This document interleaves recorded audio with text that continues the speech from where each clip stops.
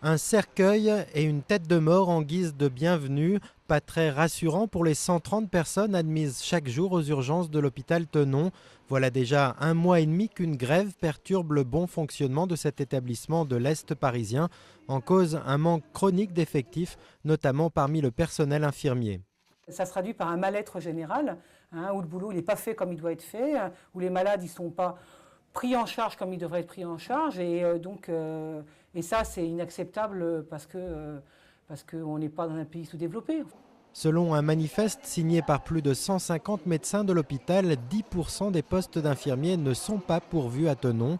L'hôpital doit donc faire appel à des intérimaires. C'est le cas d'Edith, une jeune infirmière arrivée ici il y a 15 jours. Malgré son enthousiasme de débutante, elle ne cache pas qu'elle est tombée des nues devant la situation. La dernière fois, une de mes collègues qui s'est retrouvée toute seule pour faire la salle de déchocage qui est derrière, en même temps la salle de surveillance qui est en face, le couloir et tous les box qui sont le long du couloir. Et quand vous êtes toute seule pour faire ça, c'est pas possible, c'est épuisant et puis surtout c'est stressant parce qu'on a peur de faire une erreur. Je vais mettre le garrot, ça va serrer, hein. Même si les grévistes continuent de travailler parce qu'ils sont assignés par la direction, leur mouvement commence à se faire sentir. Attente interminable, renvoi des cas les moins urgents, fermeture de lits et parfois même délestage de patients sur d'autres hôpitaux. De quoi s'interroger sur la qualité des soins. Du fait de ce manque de personnel, on ne puisse pas travailler assez vite, assez bien, qu'on rate une situation grave et qu'on puisse mettre en danger la vie d'un malade.